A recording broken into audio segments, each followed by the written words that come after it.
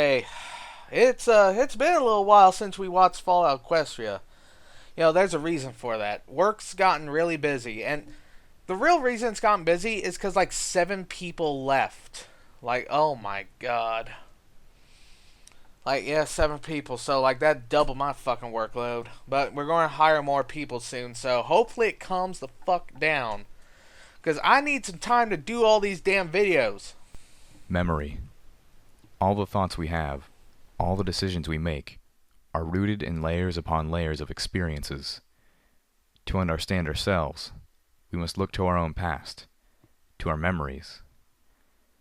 I believe that our pasts and our hearts make us who we are. Our memories define us. But what if we should lose them? Would we become untethered? Adrift? Oh yeah, in case you couldn't tell by the white shirt, I'm heading into work today, so only 20 minutes instead of a full 30. Would we even be the same ponies anymore? If you could block out your most horrible and hurtful memories, would you do so to spare yourself the pain? And if you did, would you lose an important part of yourself in the process? And what of higher thought, reasoning and rationality? If I were to forget the discoveries that led to a realization, would I be able to grasp that revelation anymore? Can I piece together the logic of an argument if I could not remember having the argument? No! How important are memories to our ability to even think? A Or, lot. at least, think clearly? Like, this is trying to be all, like, philosophical and shit, but, like, simple questions are... These complex questions you're trying to propose can be answered with, yeah, no. You know, like... One, I always love when someone tries to get philosophical and then they're answered with a very simple like where like yeah, like all these questions could evoke higher like philosophical thoughts and stuff, but for me I'm like no. And what about the reverse? What if you added memories which were not your own? How often could you live parts of other ponies' lives, making their decisions, seeing the events that brought them joy or sorrow before the boundaries that separated you from them began to blur? Were memory... Well, considering that our memories make us who we are, like your personality is based entirely on your memories and experiences. So thus if you start experiencing other people's memories, feeling their emotions, like I don't think the memory thing has a little bit feel the person's emotions, and that's good. Because if she could feel their emotions, think what they thought, and know their memories, the personality split would merge. You wouldn't be the person you were who's from the memories, but you wouldn't be yourself either. You would be a new person. It's like Matt Smith in Doctor Who during the end of the Doctor. I forget what it's called. He gives a speech about how all through our lives we are different people. Yes, because every time like you get new memories, you experience new stuff. You're changing from the person you used to be. So you experience all these memories of other people along with your memories. You're not quite who you used to be, but you're not these people either. You're a slowly evolving person, which we all are. Granted, you'll be a bit different, and like I said, it's good that the memory thing doesn't make you feel what those people felt or think what they thought, because then you would have way, way more personality bleed through. Not cool. But still, all these complex questions, most of these have simple answers. Memory orb is nothing more evocative than particularly well-written books. I knew from experience that a memory orb only preserved sensations. When inside a memory orb, I saw and heard and felt, tasted and smelled, but I was not privy to the actual thoughts and emotions of the hosts whom I rode. Did the visions into others' lives, no matter how vivid, have any impact beyond knowledge or entertainment? And what effect might there be on a pony who relived the same memory orb over and over? And what if you could take it a step further? What if you could hear a pony's thoughts, read their minds, perhaps sense their memories? What if you were the goddess? What manner of pony would you have to be just to keep any sense of yourself? I stared in horror at the mob of hellhounds pouring out into the streets. They came from the alleyways and the shattered ruins. They climbed out of windows and emerged from darkened doorways in nearly every building I could see.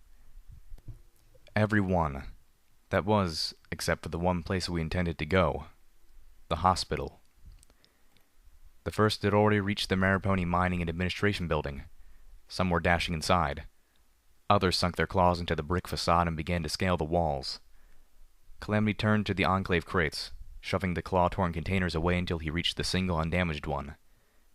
I could hear him whisper what sounded like a prayer, although I knew no higher being that Calamity would pray to.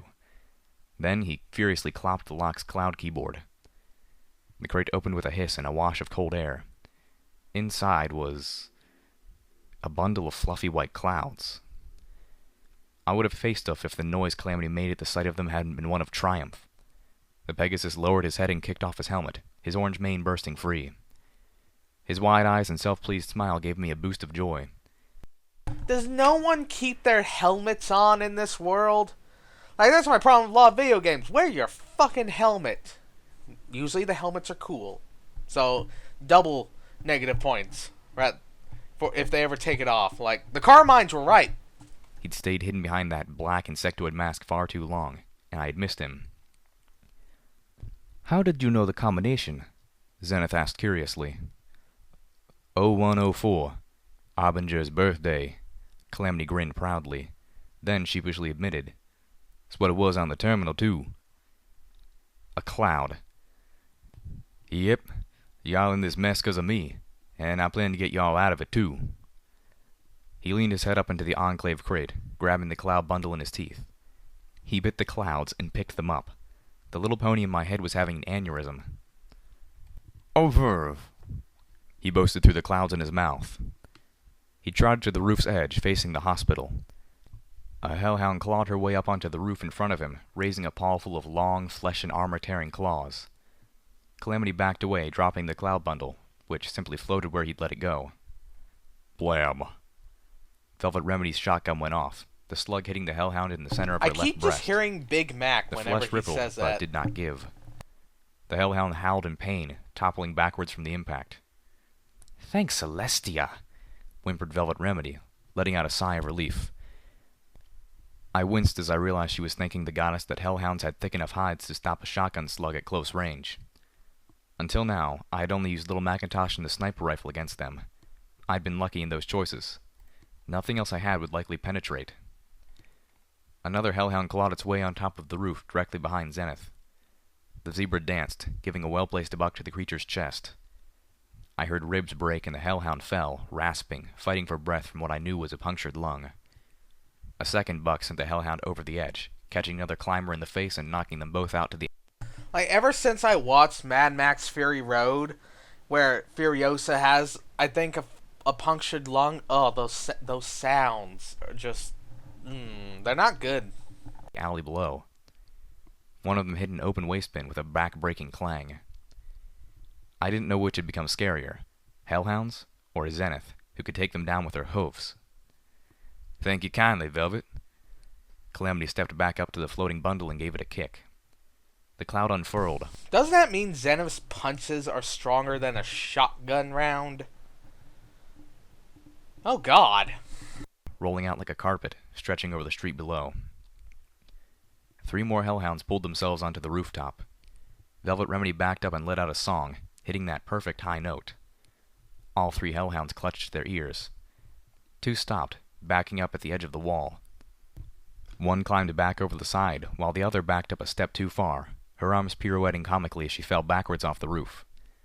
The third lurched forward, striking at Velvet Remedy in a half-blind swipe. Velvet jumped away.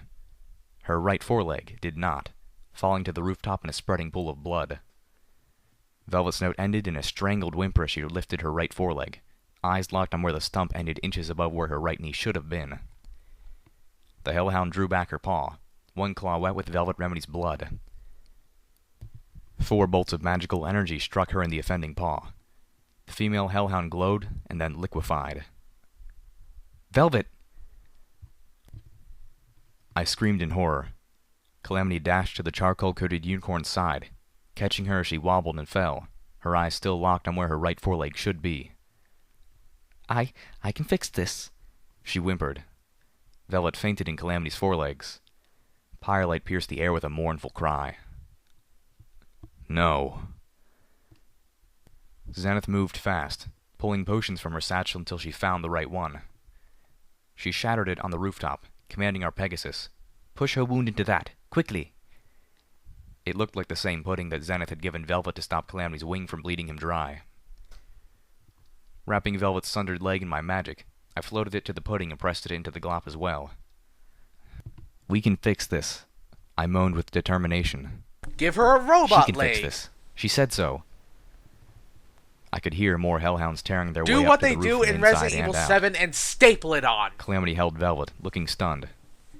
His eyes glistened. His armor was slick with Velvet's blood. "Calamity, now!" Zenith shouted into his ears, breaking the Pegasus from his trance. He shoved the bleeding stump into Zenith's medicinal goop hard enough to make the unconscious Velvet moan. Turning to me, Calamity commanded, "Zenith, put Little Pip on my back. Little Pip, levitate every pony but me and yourself. And don't you dare forget Velvet's leg." He let Velvet Remedy slide out of his arms and galloped to the cloud carpet, stepping onto it. The cloud held him like it was made of surest steel. I felt a harsh tug at my mane as Zenith lifted me onto Calamity's back. I winced, but the tears blurring my vision were for Velvet. I floated her limp, maimed body into the air, wrapping her severed limb in my magic as well. And finally, Zenith. 2 hellhounds burst up through the roof hatch. A third dug her way up through the ceiling itself. One of the torn Enclave crates knocked into her snout, and I slid into the hole. "Just let 'em try and chase us across this." Calamity broke into a gallop, They carrying have me over guns. the street on a bed of clouds, my mare friend swooping across Granted. the urban canyon, towed by... Granted, in their berserker state, they probably don't have the quite mental ability to use those guns or reload them. So, my magic. The 2 hellhounds from the hatch dropped to all fours and ran for us, leaping for Calamity and me. They would have landed right behind us, but they fell through the clouds, as was proper for creatures and clouds, and dashed themselves onto the street below. One got up, dusting himself off, then took one look at the building we were heading onto and turned the other way. The second had broken her neck and never got up again. you know, I actually feel really bad for these hellhounds. I mean, they didn't start this shit. Little Pip and her gang started shooting them when they were just minding their own business. I still say there's probably like a bunch of little kids in those houses are hiding in tunnels underneath them. Like, that's probably their home. Like, you started this shit, and then, you know, you activate the berserk button because why not? Right, Calamity? Right? You didn't even read it, did you motherfucker? "I figure y'all got till that beacon shuts up to scavenge what we can from the hospital," Calamity barked, turning to look back over the walkway of clouds. The hellhounds continued to swarm the Maripony Mining and Administration Building, heedless of our escape. "I'll stay here and get this whirligig fixed." "And I will stay here," Velvet breathed weakly. "and protect Calamity." "Y'all are gonna protect me?" That's Calamity kind of gave her a adorable. politely disbelieving look. Even though she's legless. She Well, smiled back with a legless. glare of her own. "If my voice cannot soothe the savage beasts, it can at least send them running." I hated this plan. Words could not describe how much I hated this plan. The only things making me agree to this plan were a severe lack of time, an inability to see a better way, and the spark of hope born from that one hellhound's reaction. I hoped that maybe the hellhounds had an aversion to the hospital that would protect us. Turning to Zenith, I motioned her to follow.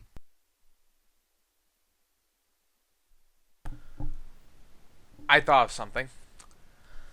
Why are the hellhounds not going to the hospital? What is in there that makes giant, mutated, magic, anti-magic, clawing, laser gun toting war dogs not want to go into the hospital? What horror is in there that they don't want to go into the hospital? Oh, don't let it be glowing one. Like, Glowing ones, ghouls never. Okay, Fallout 3 and New Vegas, ghouls never freaked me out. Neither did glowing one. Okay, glowing ones freaked me out a little. Fallout 4, ghouls scared the shit out of me, and glowing ones make me shit myself. If this hospital is full of glowing ones, it's probably not that. It's probably something worse. Yeah, it's probably something worse, but like that's my big fear right now. It's just full of glowing ones. We had no time to lose, and we now had 2 major injuries that demanded top-tier medical supplies.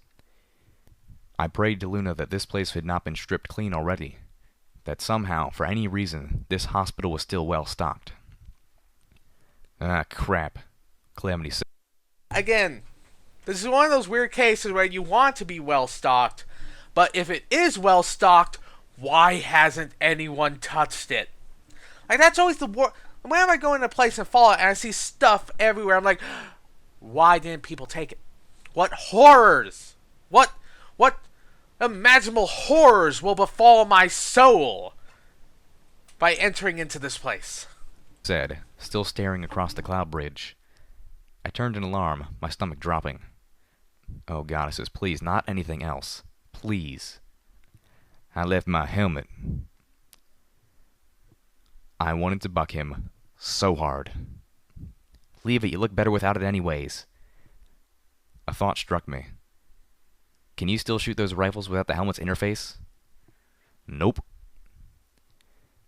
That sinking feeling was reinforced, all of a sudden. How many shots do you have left for Spitfire's Thunder? I swapped to a fresh clip, but I've only got 3, plus the 2 shots left in the current one. More than he'd have time to fire if he was shooting alone. I looked to Velvet Remedy bleakly. Go, Pip. I'll take care of him. See, why the fuck you take the helmet off, asshole? Velvet insisted. Firelight landed next to her, puffing at her breast and looking fierce. I nodded before looking back to Calamity, and then to the candy-colored heap that was the Griffin Chaser, too. Can you fix her? Yep. Positive. Now go. Firelight gave me a heartbreaking look. Zenith was already waiting for me at the rooftop access doors.